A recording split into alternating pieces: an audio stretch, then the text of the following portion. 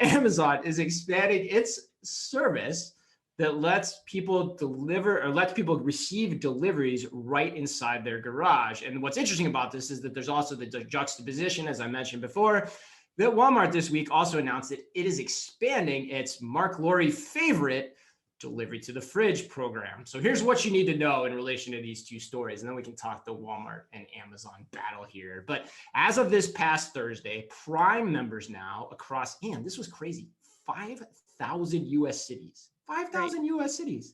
Reminds me of like Ferris Bueller, can now have their Amazon purchases delivered right inside their garages. It's part of what Amazon is calling their Amazon Key program. The company's, which is, quote, the company's array of services that enable delivery drivers to leave packages in garages, homes, cars, and businesses, end quote. It reminds me of Ghostbusters, by the way. Are you the key keeper? Well, that's not where I was going. I was like, that sounds a little too close to another kind of key party. Like, I don't know about the key initiative, but you know, that's right, cool. Yeah. You go Ghostbusters, I go into like swingers. So the name aside, that's how it works. And basically, what it requires is you have to, of course, have a smart lock and a camera and a smart garage door opener. Now, Walmart, not to be outdone, also what you need to know there, they, after launching what they are calling their in-home to your fridge delivery service, which I think is an interesting name when it's just basically in-home, but it's about the fridge. They started that in Pittsburgh, Kansas City, and Vero Beach, Florida, my favorite Florida town.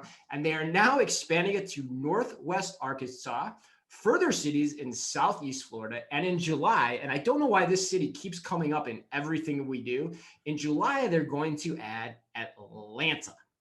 But yes. With all that said, now's the time for the put you on the spot question. Oh yeah.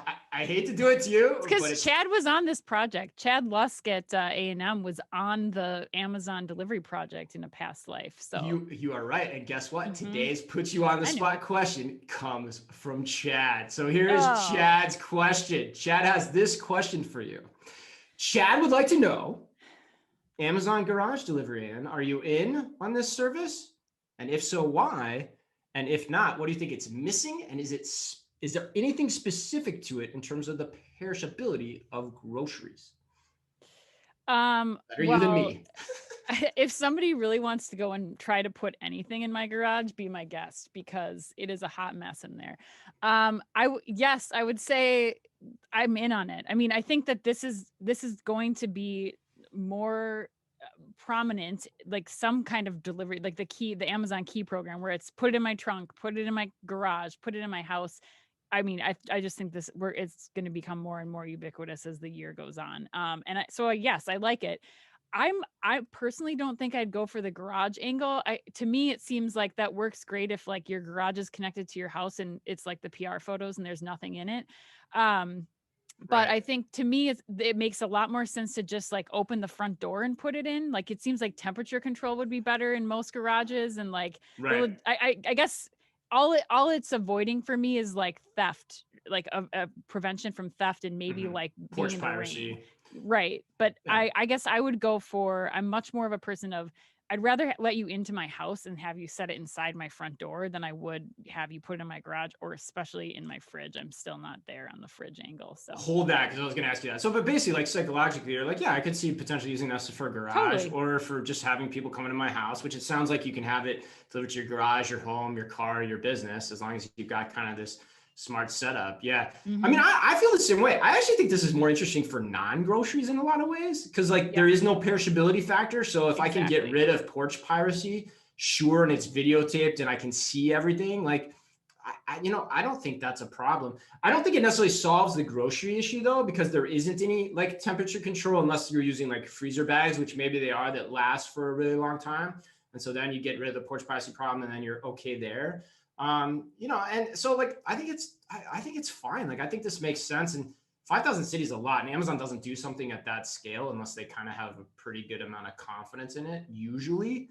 Or maybe it's just still really small and they're just doing it in more cities and they'll see what happens and they'll shut it down. So I mean, overall, I think why not? I think this is interesting. I think there's probably plenty of people that would like to use it. And And hell, it forces you to probably keep your garage clean too, right? And I mean, for the most Or part, not. like, it might not be the worst thing in the world. Or we're gonna see Reddit threads of the Amazon delivery drivers who are like, "Oh my God, I found a body in there or something." Like, just yeah, I mean, I can horror think of stories all the of things that can go garages. wrong, but like A you could think of, shovel fell on my head as I was driving. my thing was like the garage door doesn't close. Then what do you do, right? Like that's like Well, insane. I agree, but you have, I mean, I think that's where this like smart technology comes in. Like you can see that your garage door is not closed. I watched the like Yeah, demo you'll video from know. Yeah, MyQ you'll or know. whatever. Yeah, and Yeah. Amazon probably has some fail-safe built in that. The other thing too is there's usually another door into your house that's probably locked and secure. So like there's that whole other element here. But anyway, you brought it up. Are you the Walmart and the fridge thing? They're doubling down on this, which I think is insane in the middle of a pandemic. It's like, okay, let's let people, way into your house, right? I made the joke that maybe they'll bring me loofahs while I'm showering next. That seems like I wouldn't put it past Walmart. But like, are you any more in on this fridge thing, or like, where's your head? I mean, it was like, wasn't it like 2 years ago they announced this first? It was like I 2 think years ago. so. Yeah. I'm not. I think something about like a stranger, even with a body camera on, just like touching and moving around the food that's in my refrigerator is just like a little too personal for me. But I mean, again, that doesn't mean that there's not a lot of people that would use it. I think like, to me, the more interesting side of delivery, like the angles that I'm seeing that I think are much more adventurous and it could have a bigger impact on the rest of society, are like the things like Amazon's doing with the e-bike distribution in urban centers. Like that's what I'm focused on. I think these are like a bunch of PR back and This is forth sizzle like stuff. splashes. Yeah. Yeah. I agree. I mean, I think I'm gonna be really pointed here. I think the fridge idea is just dumb. Like I don't usually use that type of language often, but I think it's the single dumbest idea that we've seen in the 5 years of doing this. And that's why I think it's like so PR sizzle. Like I just think I think it's just not cool. It's not interesting. I don't think they should be doing it. I don't think they should be wasting their time doing it. I also think it's interesting that the person that was heading the project, Bart Stein, I believe his name is, I'll check that as we're going through this. He's not even with the company anymore. He left, I believe, in March. So I think that's a fascinating thing here too. Why are we talking about this right now? And I think when you look at all the hubbub of everything going on with Walmart right now and the minimum wage too, it doesn't make any sense why this is a topic. So I don't know. I just think it's important context for everyone to consider. Fair enough. I don't know. I think you think that was a little harsh? Did you think I was harsh? I saw your face. You thought I was a little harsh. I don't know. I guess I think it's the worst idea that we've ever covered. Oh, wow. I don't think I think it's an experiment. That's, if they want to keep experimenting with that, that's fine. I think there's a lot of other things I'd be spending more money on and focusing PR efforts on if I'm Walmart. And that's, trying to keep up with checkout free and trying to figure out how to get more delivery to more dense urban areas and people who don't have, a garage and a fridge with MyQ and all the other things. Yeah, people who can't pay $20 a month, which when you annualize that is more than Amazon Prime, right? Like let's keep focused on where focus should be. Yeah, and I was right. Bart Stein left the company in March. He was the senior vice president of new product innovation. This fell into that because I remember talking to him when I wrote the article about this 2 years ago. He's now on to something new, according to LinkedIn, and that is Stealth Company, my favorite LinkedIn profile.